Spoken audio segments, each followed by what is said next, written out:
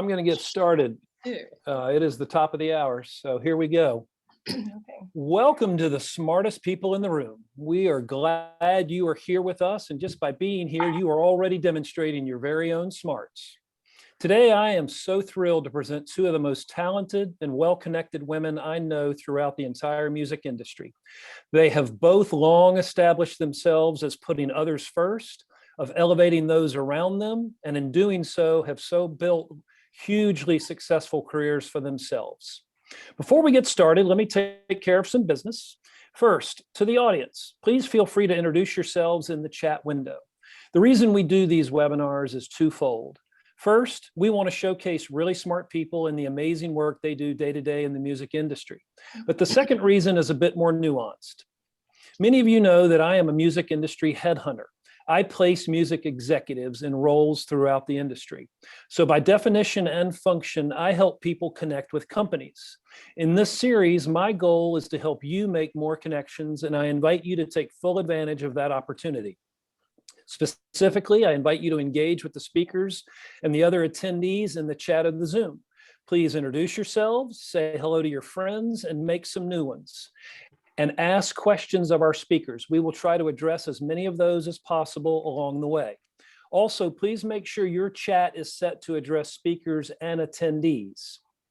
I want to thank our program sponsors, for without their support, we couldn't do what we do for free.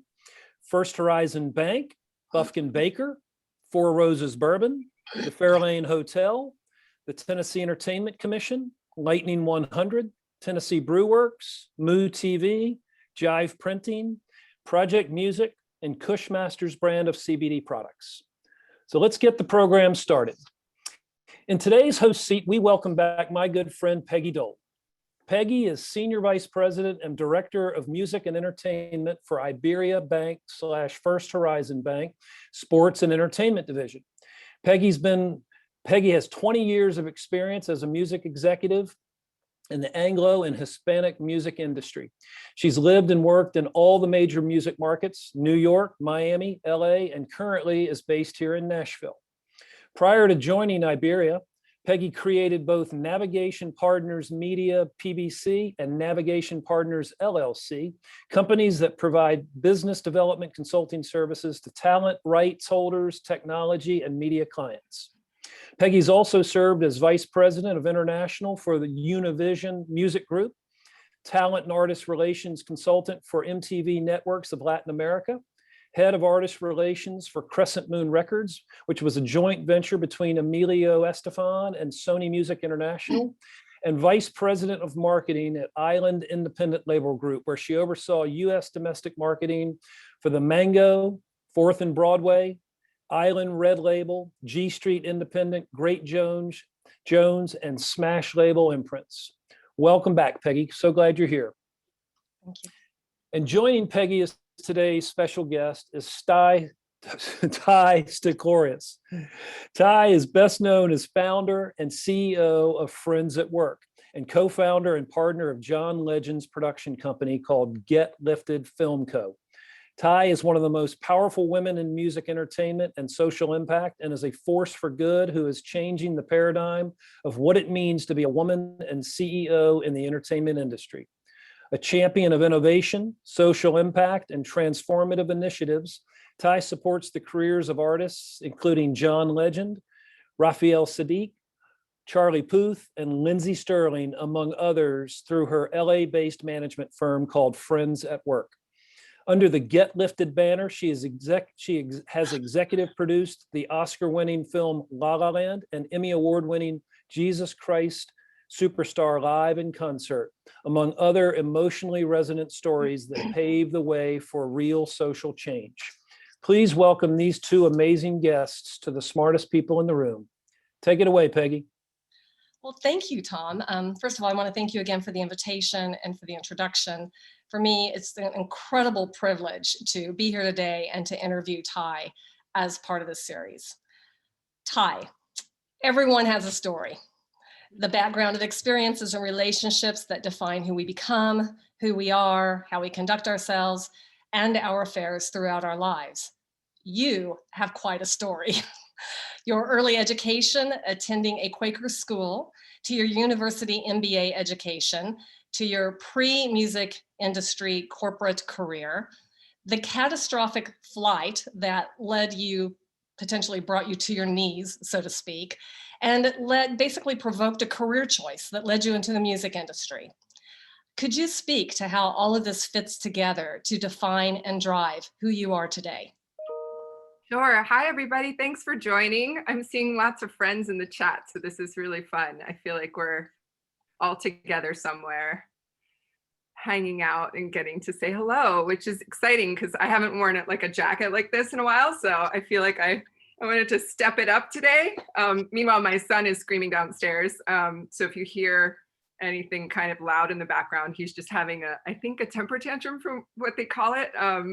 But I don't know if you guys noticed up here, I have an award, which looks like an Oscar, which is super impressive on Zooms, but it's really best mom that my son gave me. So I like to keep that one there and like trick people into thinking I won an Oscar, which I didn't. Okay, my story. Where do I begin? I'll try to keep it brief because I feel like we have so much to talk about, and particularly about our industry and where we need to go. But I mean, I grew up in Philly in the city, a latchkey kid in the 70s, really independent, took the subway everywhere. My mom didn't drive. And I got to go to this beautiful Quaker school out in the suburbs. And we were graded on concern for the community. And so from a very young age, I was taught to practice altruism, to get proximate in the community. I think once a week we would go out into the community and work with different organizations that needed help. We would volunteer our time. And so, you know, a lot of people wait till they get to a certain point to kind of give back. And I think we shouldn't do that. I think it needs to be a practice, like meditation or anything else. The more you do it, the better you get into the flow of it. And it sort of becomes part of your being. And I'm really grateful to this Quaker Friend School called Friend Central in Philly that from 1st through 12th grade really made that part of our daily education. And so when I got to UPenn, and I joined a acapella jazz and blues acapella singing group, and I met someone named John Stevens in the group who had the best voice by far. He turned out to be John Legend one day, but at that time, he was really cut from the same cloth. He was very interested in giving back. He was very interested in helping his community and people around him. And so together we kind of became friends in college and sang and ran this singing group.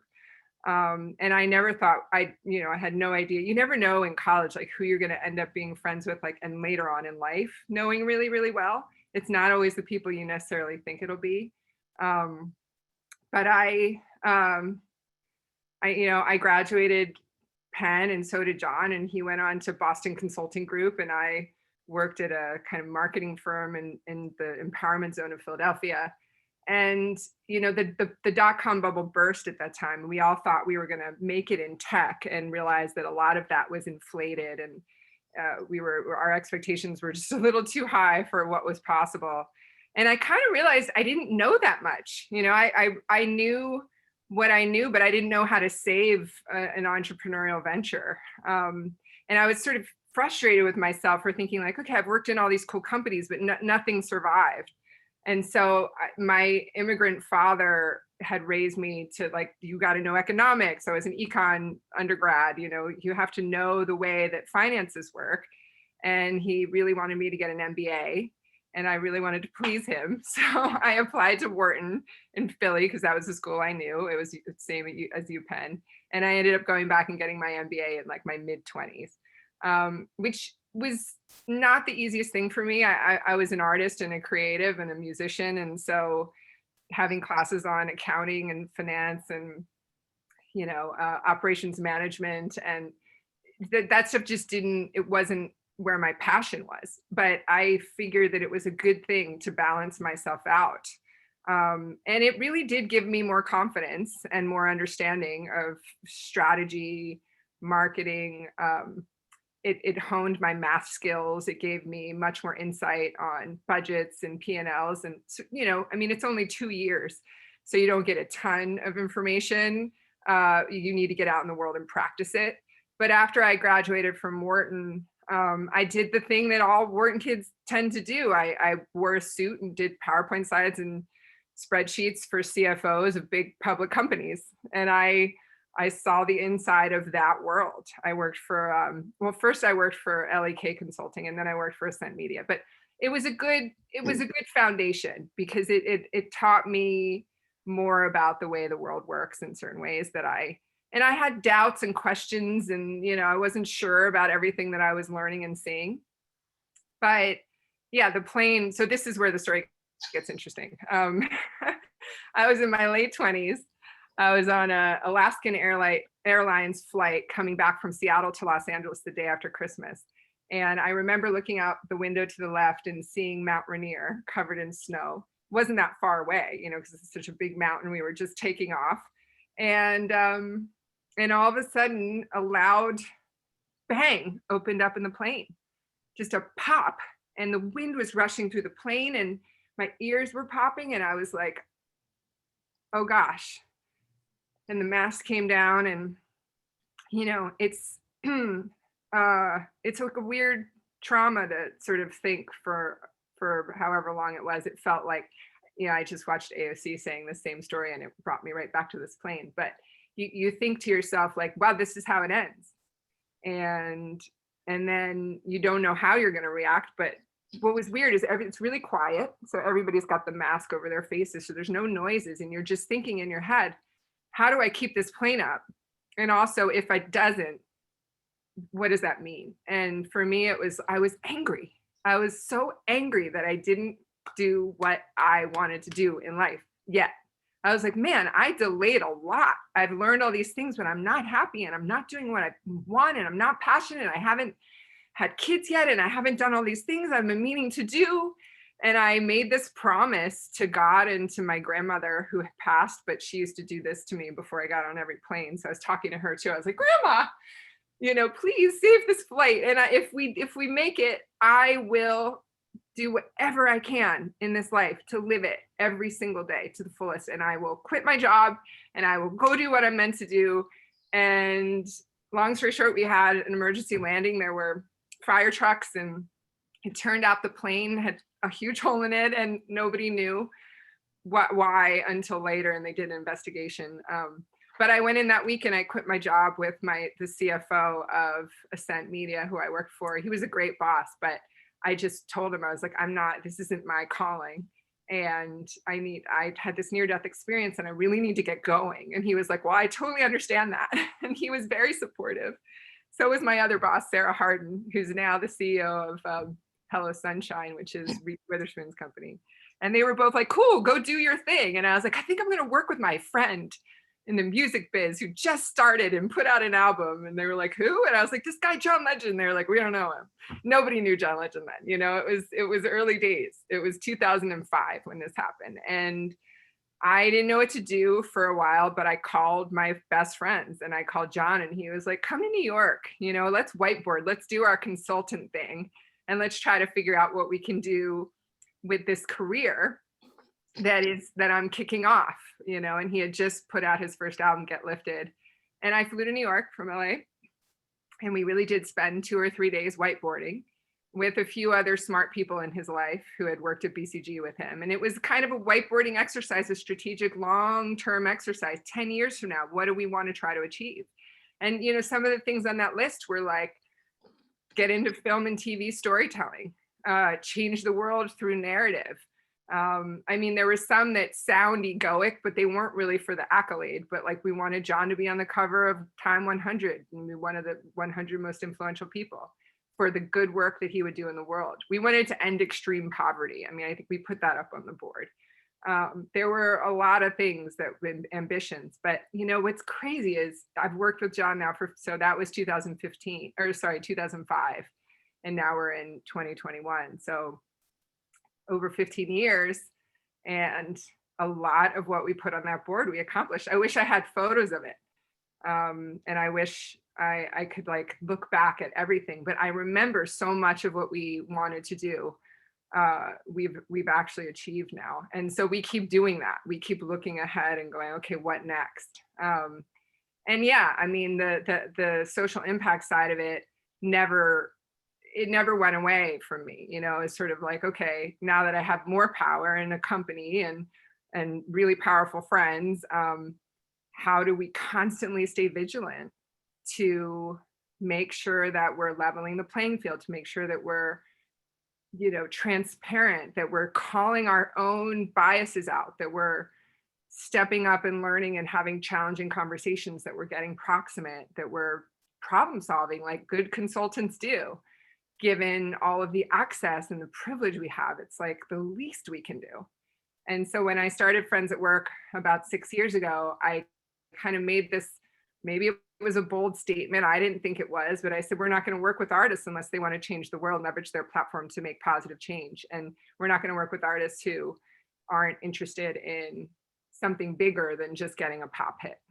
And it was a good boundary. I remember a few other managers saying, like, you're crazy, your philanthropy should be outside. Haven't you read Milton Friedman? Profit and bottom line is all that matters. People don't matter, you know, like, and not that that's what, you know, necessarily what Milton meant, but it's like, we went too far in this direction of prioritizing things that aren't, in my mind, the biggest priorities. And so once I had my own company, I could actually prioritize what I always felt like businesses should prioritize: people, you know, all of us living our best lives, protecting each other, lifting each other up, letting mothers have families, letting fathers have families, letting them be there for their kids and still have a very good job that lets them have a sustainable life. And I felt that way about my artists. I was sort of like, how do I manage an artist and my best friend, John Legend, and let him be a really good father? How do we not have to make it so that he has to be on the road all the time and he can never be home? And that was sort of part of why we diversified his entire portfolio. So it wasn't just about music, but we invested in lots of other things because, you know, at a certain point, you might not be able to have massive hits and you may not be able to tour as much, and you want to have revenue streams from other places. So diversifying his revenue was something from the very start we were focused on. That's a really long-winded answer. How's everybody doing? I've looked at the chat. But it actually makes me really emotional because it just speaks so much to the power of vision and to the power of intention. And, you know, and I think in our lives, sometimes, you know, we get so busy, we forget about these little details, but they're not the little details, they're actually the big details. And you just exemplified that so beautifully with that story. Thank you for that. Oh, my pleasure. So every time I tell it, I still get like chills and I'm in the moment. And I love, somebody just said, ironic that the company was called Ascent Media. So many people talking about whiteboarding. Yes, whiteboarding. I'm honestly manifesting and putting your vision in an altar. You can draw it too, by the way. Like you can create, you know, if you write it out, create your altar and your manifesto. It could be on a whiteboard. Like just keep honing that, because if you can see it, you can go into it, and then you can actually like create it. And that's really power. I try to get artists to think that way because they can get lost under like the sort of instincts and the creative impulses, and they don't know where they're headed. And part of our job as managers is to really give people an altar so that they don't get stuck on the alternative. I love that. Well, it really is a practice. Yes, exactly. It really is a practice. Well, so, you know, there are lots of artist management companies. There are fewer that are owned and controlled by women, as we know. And there are even fewer, to my knowledge, whose tone, business mission, and infrastructure are so deeply embedded with a social impact commitment. The very fact that you named your company Friends at Work makes a strong statement for people familiar with the Quaker philosophy. For people who may not be familiar with Quaker principles, could you speak a bit about how this background, I know you've touched on it already, but how it not only informs your life and business and your commitment to humanitarianism, but how it, you know, perhaps impacts the structure of your business? Just, you know, if you can riff on that. Yeah, I mean, so as I said, I went to this school called Friends. I was about to say Friends at Work, Friends Central. And we had Quaker meeting once a week where you sit in silence as an entire community. And while you're sitting in silence, You're supposed to think about God and your connection to God, or whatever you want to think about.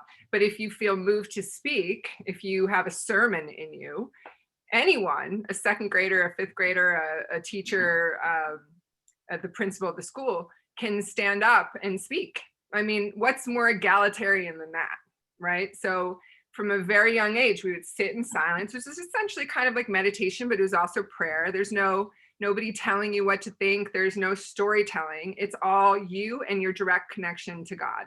And the Quakers believe that the light is within everyone, that there's no hierarchy. There's nobody who's closer to God than you. And they believe that you can have that direct access. And so when you feel moved, they're called Quakers. It's the Friends community, but they're called Quakers because when you're moved by God to speak, you're so nervous, you stand up and you're quaking. And I did it a few times. I do remember like having something in me that I needed to express to hundreds of people in the room. Once I stood up and sang a song. But there's something, I mean, yep. I love that freedom, right? Like to be able to express yourself. And that we called our teachers by their first names. There wasn't this sense of hierarchy. They really believed in kids and students, and you know, everybody has their own sort of autonomy and strength. And I never realized how special that was until I graduated and got out into the real world and was like, oh, not everything works like this little tiny Quaker school that I was really lucky to go to.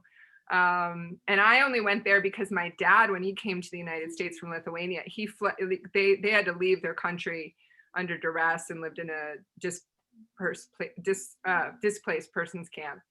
And then they came over on a boat through Ellis Island with nothing. And my grandparents cleaned houses, and you know, my dad couldn't speak English. But at the little public school he went to in Philly, they did some IQ tests and they realized he was really smart. So they gave him a scholarship to this school, Friends Central. So he sort of says his whole kind of success and career has to do with that education, which is why he sent us there. And so basically that, you know, friends at work came from a conversation with my partner, Rob, who's like the greatest creative I know. And he was asking me, like, why are you this way? Why do you want to level the playing field? Why do you want to give people more back end and like have everybody come up together? Why do you care about, you know, social impact and putting that into the company? And it really, just over lots of coffees and storytelling and history, he came to me one day and he goes, we should call ourselves Friends at Work. And he did this sort of logo, like a circle, very similar to the Friends Central one. And I was like, oh, that's it, you know? And then he's always ahead on the zeitgeist. So like 2 weeks after he came up with this, the New York Times had a story about how in America, we're uniquely sort of, they did this whole study where people are kind of very disconnected from friendships at work. So they asked a number of people, do you have friendships at work? And a lot of people, like over 80% in the US said no. I go to work, I do my work, and I leave. But other countries, it's sort of like 80% say, no, my best friendships come from my work environment, because, you know, you spend so much of your time there. I mean, most of us, that's like our entire day, right? 8 to 10 to 12 hours sometimes. And if you're not developing an authentic vulnerability of truth of who you are, bringing your full self into that space where you spend the most time, it's like, imagine that, like you're kind of living a lie, like you're not really being your whole self. And I wanted to create an environment where it was okay to cry, like it's okay to express yourself. Yes, you can talk about professionalism. We can have a long chat about what is professionalism and how do you, but I wanted us, and you know, Brene Brown's really into this now, Dare to Lead. I was reading her book, which if you haven't read it, is really great. She talks about you can't be a good leader unless she says you can't get to courage without rumbling with vulnerability. Embrace the suck.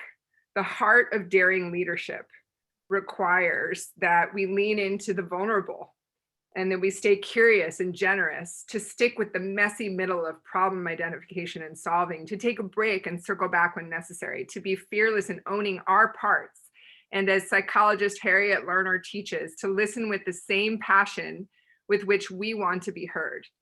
More than anything else, when someone says, let's rumble, it cues me to show up with an open heart and mind so we can serve the work and each other, not our egos.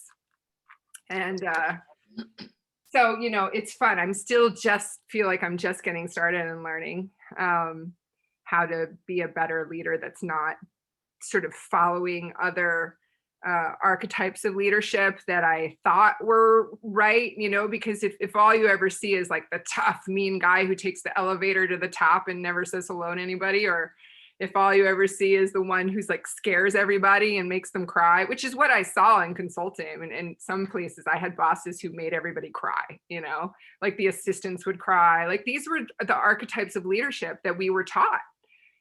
It's kind of what I learned in business school even, but I think things are really changing. I don't think that old model works anymore. And I noticed it in management. So there were a lot of artists who had managers who would like bang their fist on the table and negotiate hard and make it look like they knew everything. And it turned out like some of those artists didn't realize that no one wanted to like work with their managers anymore. You know, you can strong arm Ken Ehrlich and the Grammys at one year when you have a big artist. You can be like, you know what?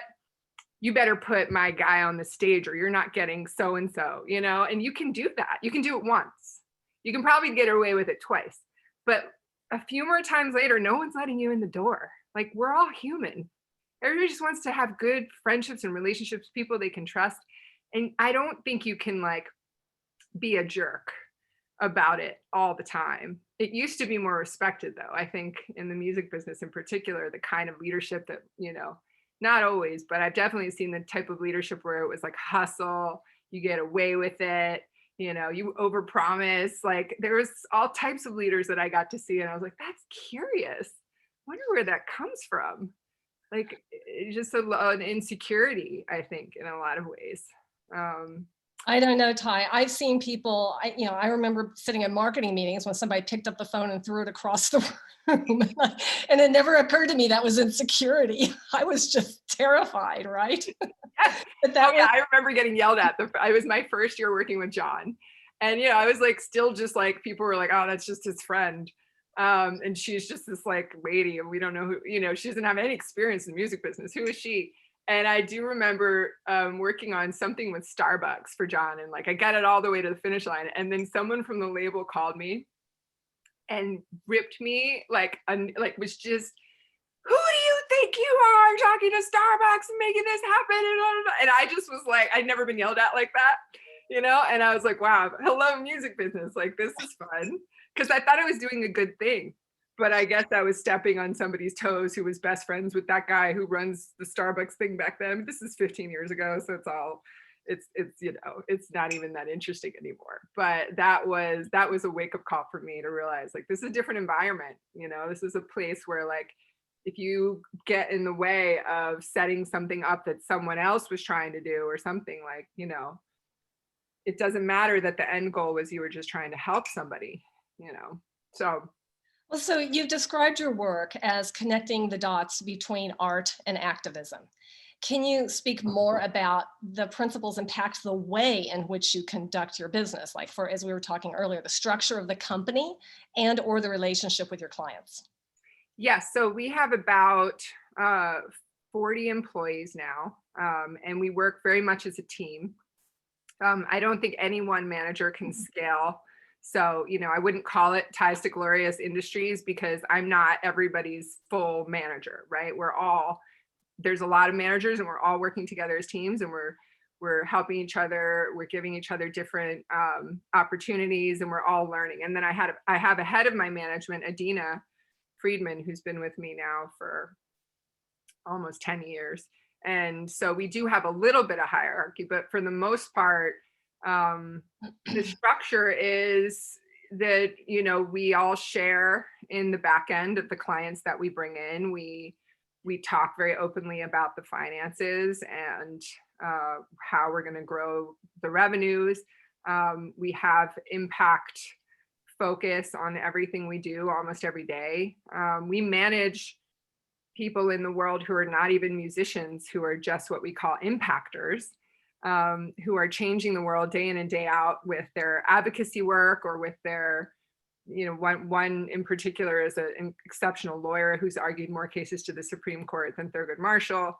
And those people, like similar to musicians, need an infrastructure to get their voice up and out, to get their ideas further into the world. So, when you're managing John Legend and you're thinking about ending mass incarceration and all the different work we've done, over time, I learned, through trial and error, definitely through some mistakes, but over time, I learned that this isn't, that we can do this. We can make really strong, smart, strategic choices every single day aligned with an album release or a tour or whatever it is, and always put the social impact question in there. What are we promoting? What are we trying to change? And we keep getting better and better at it every year and going bigger and bigger in terms of the impact that we're going to make. But yeah, I mean, there's an impact division. We're probably going to try to scale that even more and start to manage more activists and people who are changing the world. We're not quite at that. I was ready to super serve that and fund it, and then COVID hit. So we kind of had to take a little bit of a step back, but there's a real unmet need for management for the people in the world, like that are focused day in and day out on, changing things for the better, whether that be in sort of education space or criminal justice or mental health or whatever it is. There's a lot of leaders in that space that are up and coming that need management. And I like to pair that with music.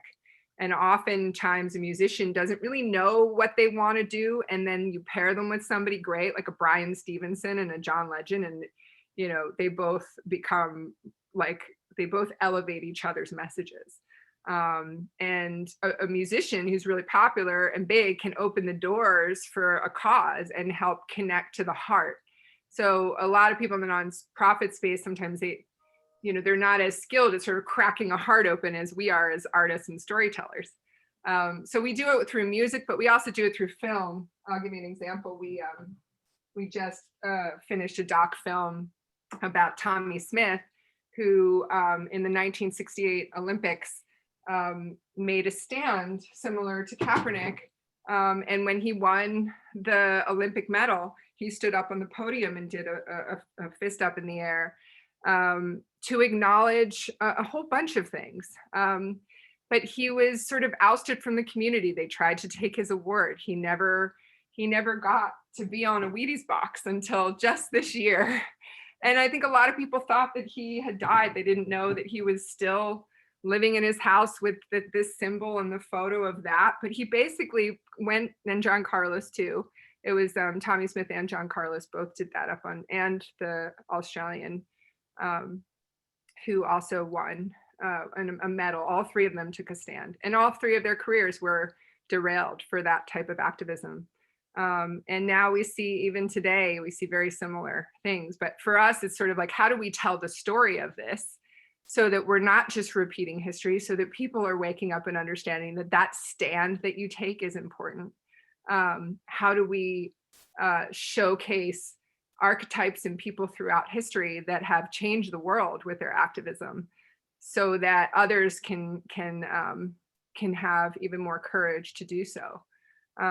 And we've found through film and TV and even through advertising, because brands have an awful lot of money, that we can get a lot of hearts cracked open and people engaged and people coming into an issue, and then people acting to make positive change as well alongside of us. Because it's not really about the artists making the change. It's about the people in the grassroots and everybody in their everyday communities making change. And so we just want to elevate the best voices and wake people up to the issues. And it's honestly, if that wasn't a part of what I'm doing, I'm not sure I'd still be a manager. I don't think I would have been as interested in just the music thing, because you kind of learn the music thing pretty quick. And then it's like, okay, what else?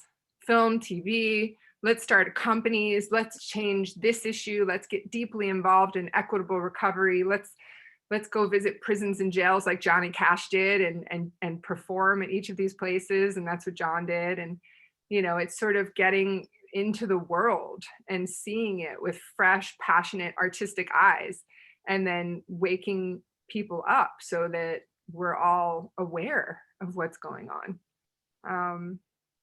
Yeah. Okay, so we're in this time of profound historical change and disruption. How do you see the power dynamic of the entertainment industry shifting? It's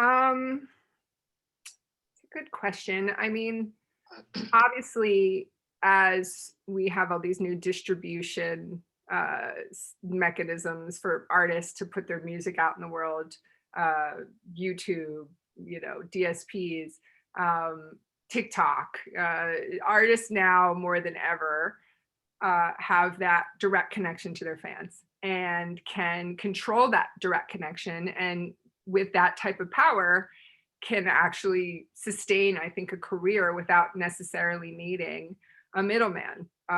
For example, a record label. Not every artist needs somebody in the middle that's sort of paying the bills and marketing for them. And my biggest example, an artist that I've worked with the longest, who's sort of an expert in that, is Lindsey Sterling. She was a hip hop violinist who, a lot of people slammed the door in her face. And she started making YouTube videos, and before long they had billions of views. And she has 14 million YouTube subscribers, and she's had record labels come with offers, but she doesn't really need to ever give away her masters or her publishing, because her fans they'll go wherever she goes, and she controls that direct connection. So it was more through YouTube back in the day, and it still is. But also, we just put on a Christmas concert, virtual one, and she sold, oh God, I don't even remember how many tickets, but it's such an insane amount of tickets. And she had such a successful concert just putting it up on her own. And I think that's really empowering for artists. I think it levels the playing field. It helps artists who didn't need to sign some big contract, who just kind of have something that people connect with, get to the top. And if record labels can be really helpful at a certain part with certain, I still think radio is more dominated with that. But for most of my artists now, the name of the game is kind of their own direct connection to their fans.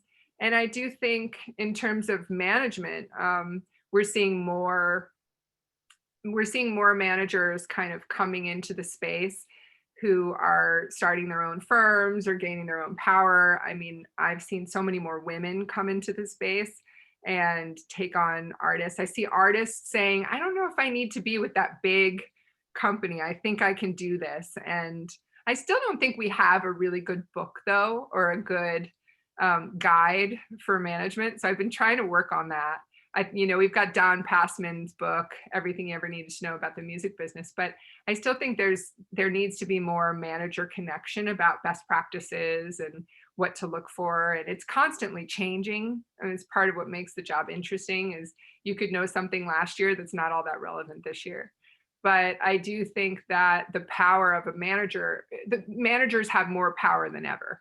And for us, it's sort of like we've taken on the role of a label now and a marketing firm and an incubator for your own ideas and businesses and a creative team, because we weren't getting that from the labels. So we just decided in order to be like a really great management company, we better have in-house brand experts, in-house touring, but also in-house DSP, like our digital team and DSP expertise and what we do to make sure that our artists can get everything out there the right way on all these new technologies. That's sort of been the biggest space for us to invest in. And I do think there's a lot of artists now that are thinking, as long as I have a good management team, I can get everything done that I need to, whether my label wants to pay for this video or not, or takes this to radio or not. I can do it all kind of more than ever on my own. And that's what we've been showing artists, and that's what we've been doing. It's been fun. When we were speaking once, you said something that stayed with me. You said, if managers are doing great, then the artists will be too. And I guess my question, and I thought that was really profound, my question is, not only how do we affect positive change in artist management, but how do we measure progress in this area? Based on what you just said, it sounds like, okay, it's more, how can we how can we go direct to fans? How can we capture more of the income? How can we, not, of course, a lot of that has to do with access to capital. Who's going to pay for that video if the label doesn't pay for it, or if you're with a small management company that has limited access to capital. So, the question is, how does one measure this type of progress, I guess would be my question to you. Ooh, Peggy, that's such a good question. And that's one that I feel like you would know how to answer better than me. I mean, I do like metrics for measurement and success, but our firm's pretty small, like we don't have hundreds of artists. So it's tough to get like a real statistically significant sample size. I mean, I'd like to see the DSPs, and they have been, but I'd like to see sort of a lot of artists now, if they can just get in the right algorithm on Spotify, they can get a check. And to get into those spaces of recognition and into the right algorithms, it shouldn't require like some gatekeeper at a label who gives you the leg up. And I know from Daniel Ek directly that part of the reason he started Spotify was to unseed the gatekeepers. But he'll also admit that now there are new gatekeepers. So if you know the guy who does the playlist or this or that, then they're still a gatekeeper. I saw some interesting statistics, about Spotify and gender bias. Women make up roughly 53% of consumers, but using the Billboard 100 charts from 2012 to 2018, women comprised just 22.4% of artists and 12.3% of songwriters on those charts. And then when you look on Spotify on major playlists, the share of songs by females vary between 4% on Rock This, 6% on Rap Caviar, 6.3% on Mint, 7.1% on Reggaeton, and 29.7% on Today's Top Hits. So I do think we're still seeing significant signs of bias on these new technologies.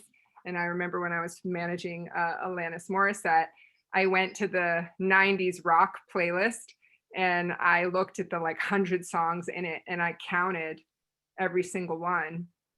And there were only 6 songs by women out of 100 on 90s rock. And Alanis Morissette wasn't even on it. It was like Soundgarden, Nirvana, and then weird bands that I don't even remember. I was like, well, how is 90s rock not Alanis or or Liz Phair or the artists that I grew up with in that era that were on alt radio? And it made me mad because I thought, young people are going to these lists and seeing this, and they're thinking it's like they're going to the Museum of Modern Art or the Met Museum, and they're seeing the art on the walls, and they're like, that's the only art that mattered in that era. So if we're not keenly aware of the bias, and if we're not having people who are very knowledgeable about music and music history that are programming these things, I don't know. I wouldn't want my 12-year-old going to the 90s rock playlist and being like, oh, this is 90s rock, and it really doesn't include women. I mean, I think Spotify's fixed that because I barked a lot about it. But it's like these things have grown so fast, so exponentially, and they're just hiring cool tech people. Who really knows what's going on behind the scenes to make sure that how we think of music, how young people are, approaching music, is considering, racial and gender bias, and is considering sort of a bigger, broader picture of history, of music history. I find it interesting because the stats that you just shared with us, I mean, when you talked about radio, I presume that was aggregate across all these different, formats and genres. Then when you talked about Spotify, it was broken out by reggaeton and, the various genres. So it's interesting that the radio was aggregate. And, and I would venture to say that in certain genres, i.e. country, as an example, would probably be significantly less than what that average is. There are people, I'm sure, on the call who could, give me real stats. If Beverly Keel is there, she'll know. But, going to your point about history and what we learn, I have a private university music performance background, and I had, my whole life I was trained in music, and I believed, I guess because I was just, a young kid from Kansas and I didn't know any better, that, music basically came out of the church in Europe, because that's kind of where music history started for us when I was at USC. And then I went to Africa for the first time. And when I went to Africa, it was like it brought me to my knees, because I realized that everything that I had learned was wrong. And so it's, that is the, it's like you say, we don't, there's so much power and impact in education, but it's not all accurate. It'd be like walking into a museum and saying that the white person founded the United States of America, which we know isn't true. But that's very interesting. You have a very eclectic, varied roster of artist clients, ranging from developing artists to global superstars. What are the qualities you seek? I know you've mentioned, you kind of alluded to one earlier in our conversation, but aside from, them wanting to do good, as part of their career platform and path, what other qualities do you seek in an artist before your company makes a decision to get married to a client? I feel like this is constantly changing for me. So I keep trying to put in like, okay, they have to check this box and this, but it's really, I can never define it that clearly. I know that I don't know a person enough until I get in the room with them and really work with them for a few months. So we actually have kind of a trial period with artists now. Doesn't matter how big you are, we may not be the right fit, and it's a really big commitment. And so I've learned enough with like artists that I've loved, and they asked me to manage them. I was like, yes. And then like a year into it, I'm like, oh my God, I hate my life. Like, I can't do this, So like one of my biggest criteria is, do you care about me and my team living our best life in addition to you living your best life?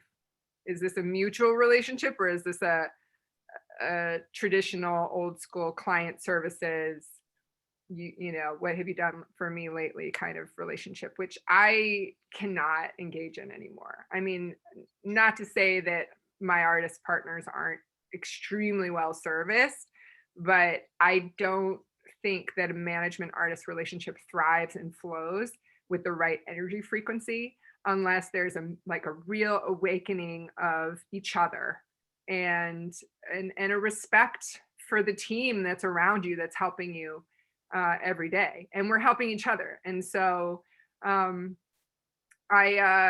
really don't, and you can't know that, like narcissistic personality disorder 9-10 on the spectrum, they're the most charming people. You meet them and you're like, God, I got to work with you. You're the greatest person I've ever met.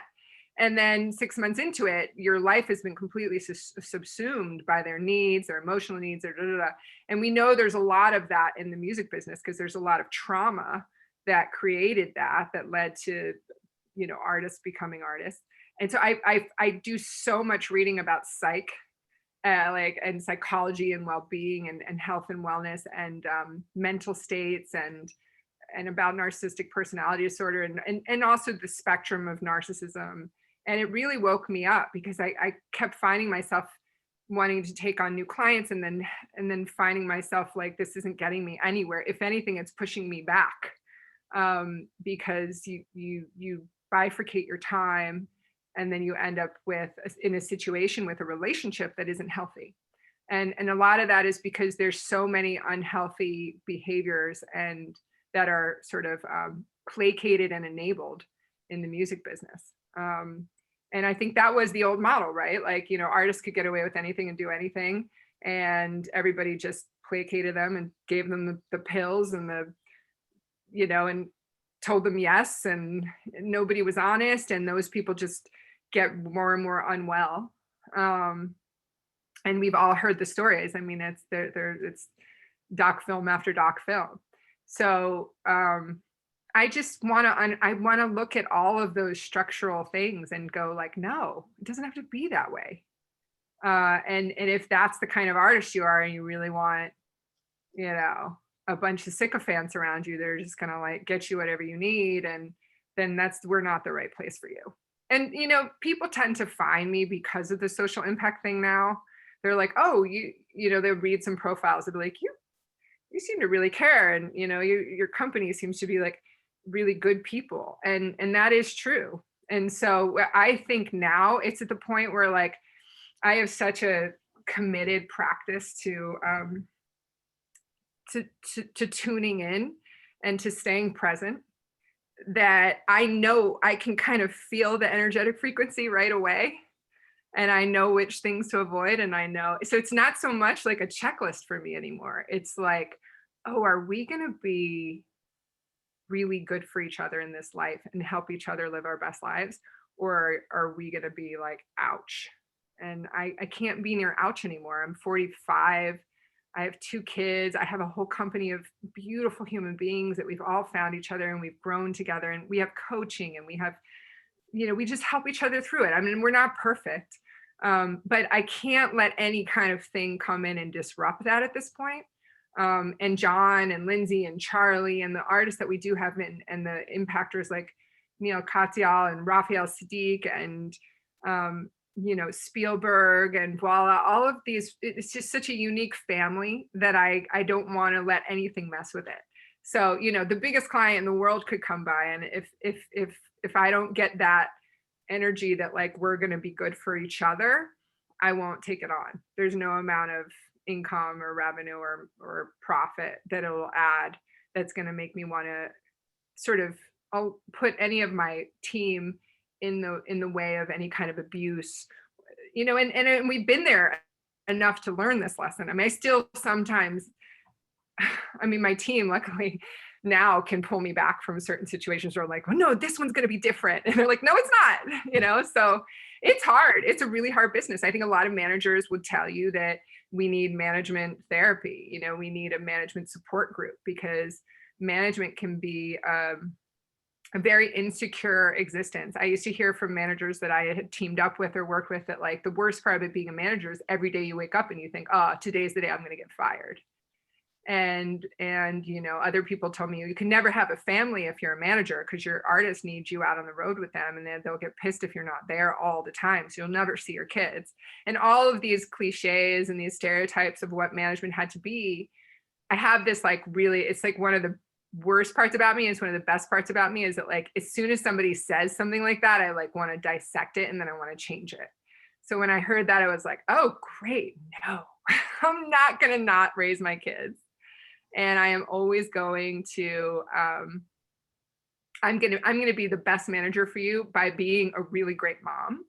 I'm going to be the best person in this planet by balancing my life correctly and giving you as much as I can, but not all of me. And together we're going to live our best lives, and we're going to hold each other accountable to that. But it is a different take. And believe me, I've messed up. I've taken on artists and I've done interventions, and I've gone down dark holes that almost destroyed my life. I mean, it is the rock and roll business, so it's going to be a bit of a roller coaster sometimes. But now I feel like we're heading into this next decade of like a sunset, like a really beautiful change, because why not? Because we get to, and we get to draw the boundaries and the rules and learn from each other. Not to say that I can't take on an artist who has significant mental health issues but wants to work on them, and so if you're gonna like show up at meditation and go to therapy and do all those things, I'm like, cool, like I'm here for you. I like broken people. I'm broken, we're all broken, but I don't want to take it on if you're not willing to like try to live up to being your better self. And I won't just be a manager of someone who's just gonna throw away their responsibility to everyone else in the world. It's such a holistic approach.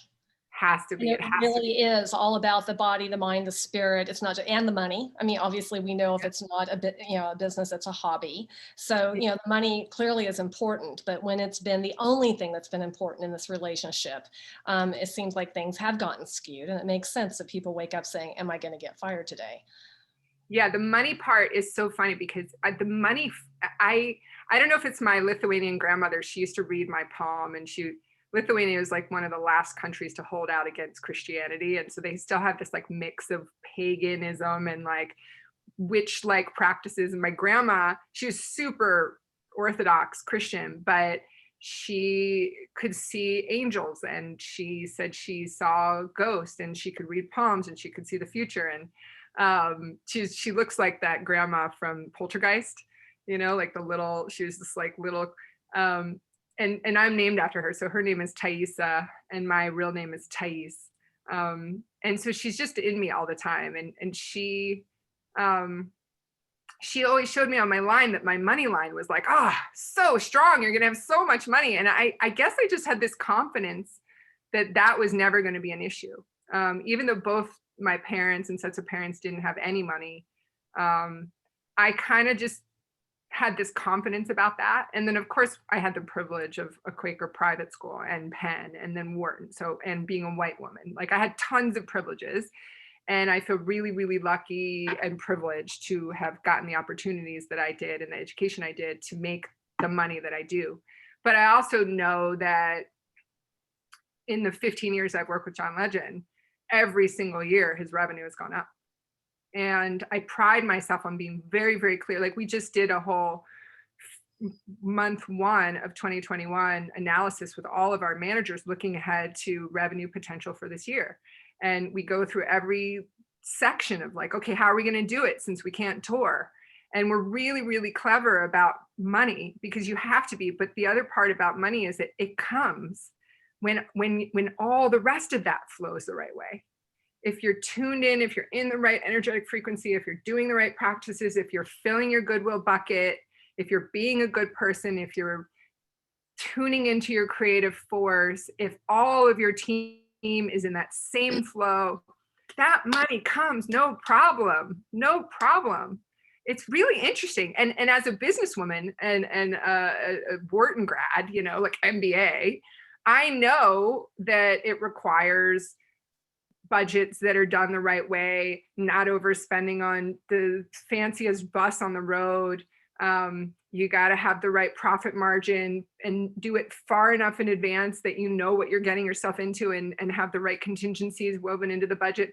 I know that there's risks associated with, I get money, like it's no issue, but it's amazing how many artists come to me and nobody ever took care of that in any way or taught it to them. And then their managers just exploited them. We've just started managing Salt and Peppa. And these women are in their mid-50s. And, they were the original Cardi B WAP. They started, they taught me, let's talk about sex. Yeah. Thank God. And they're amazing. And they, I looked at some tour budgets and some things, and I'm just like shocked. And I can't tell you how many artists have come to me over the years. And I've evaluated the financials, and I can't believe that anybody got away with it that way. I can't understand it. I can't understand how an artist would go out and tour 50 dates and not make any profit. Like, what's the point? Unless you're like really early on and you're investing because you're like launching, I can get it in certain scenarios, but not in so many others. And I'm shocked at how financially illiterate many, many, many people are in this business. And especially a lot of managers. There's a lot of managers they know how to get a check and negotiate, but they don't know how to run an actual sort of lifelong growth scenario. And I had this great negotiations professor at Wharton. He was my favorite professor, Professor Shropshire. He's now like running the sports institute at like ASU, and he's an excellent. He was a sports agent. And he would teach us in class about like how many, athletes make it, and they don't have the right financial planning. And as soon as they break a leg or their career's over, which is pretty quick, they have nothing to sustain them for the rest of their life. And I felt like musicians have the same risky life choice, and that we have to look out for them. There needs to be financial literacy and training and help. And it can't just be from the business manager. And the business managers are also, there's not that many good ones. And they often don't know how to push back on the artist, or it's not cohesive.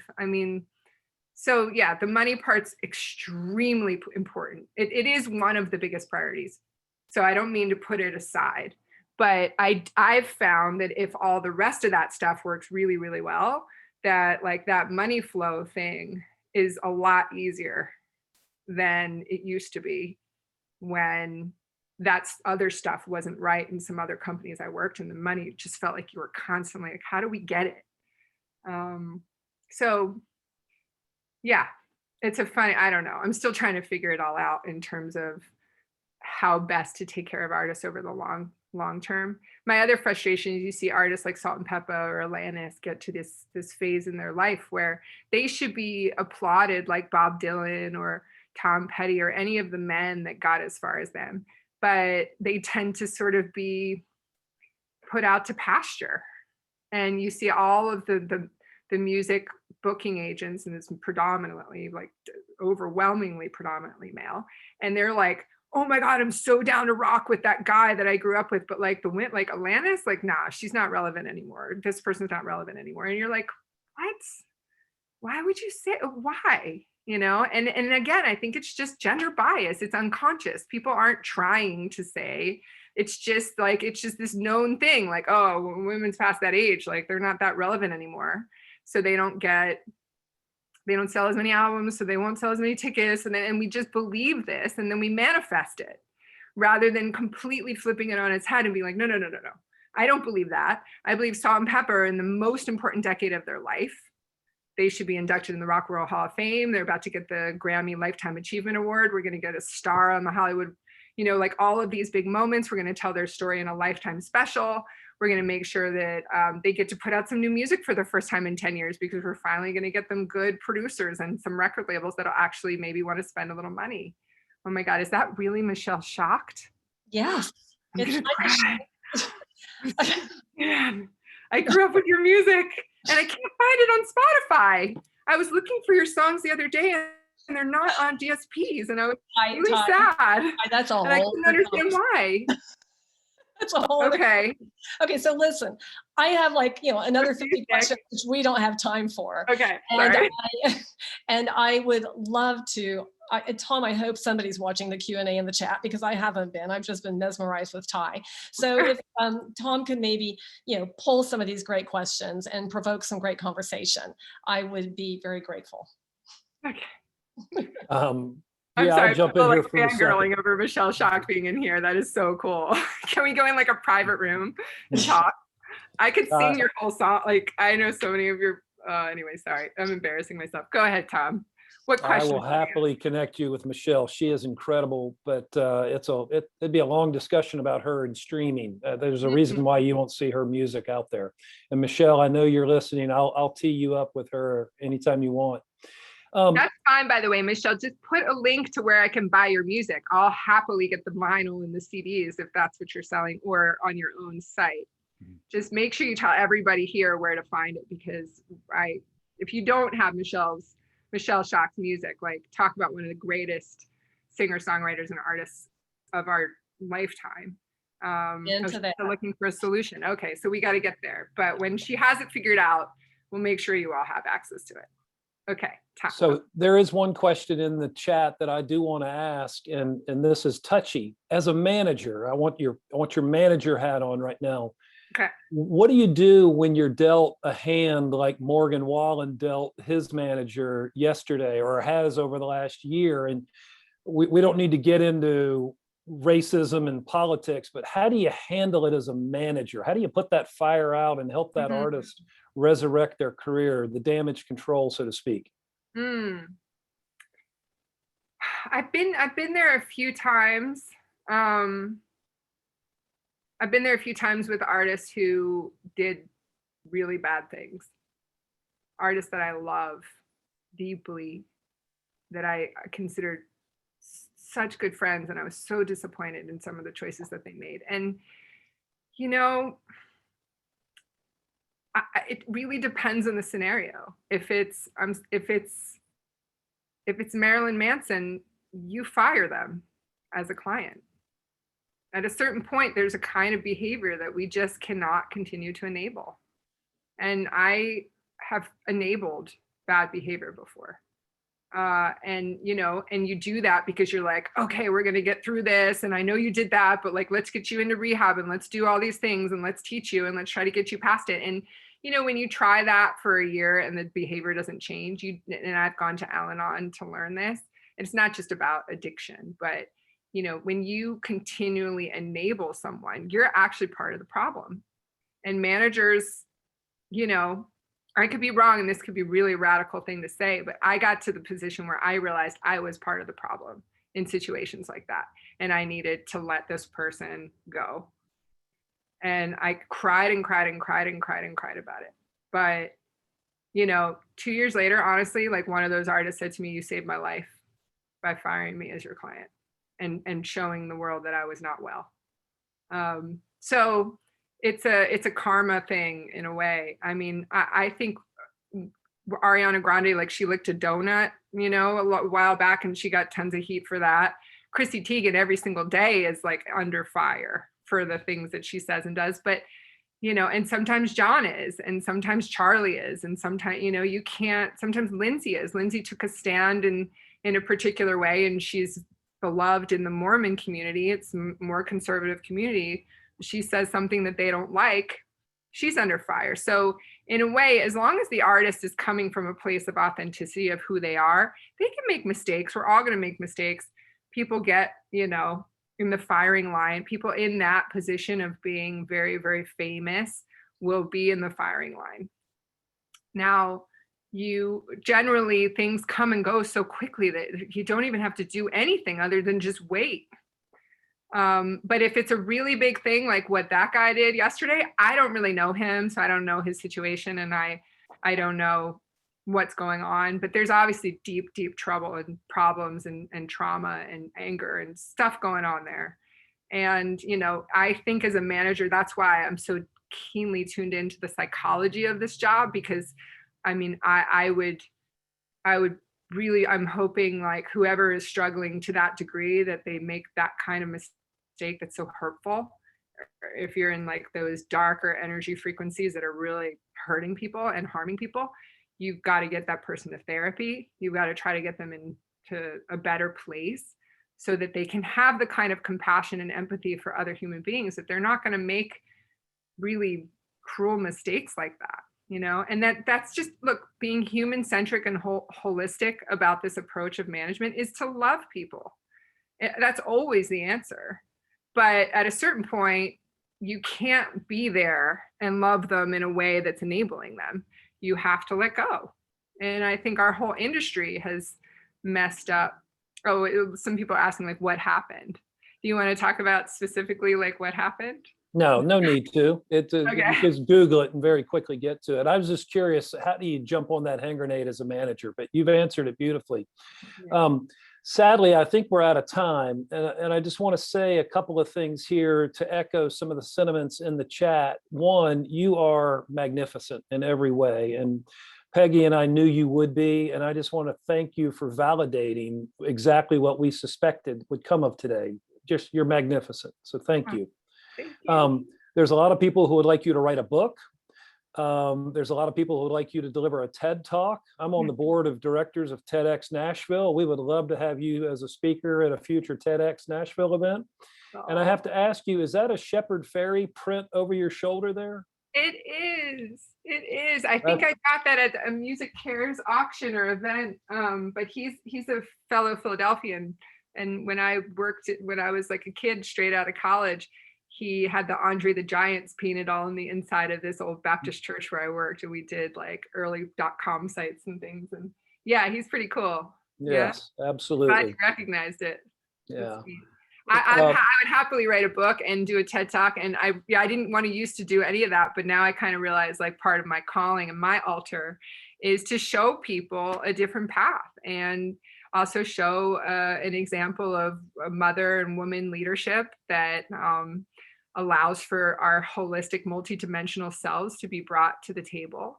And it's not always easy, and I totally make mistakes and cut corners, and I do all sorts of things wrong, but that's okay. We can talk about that, and we can definitely write about it in the book. One suggestion for everybody, if you haven't seen it, I just watched it last night, this film called In and of Itself. Has anybody heard of this?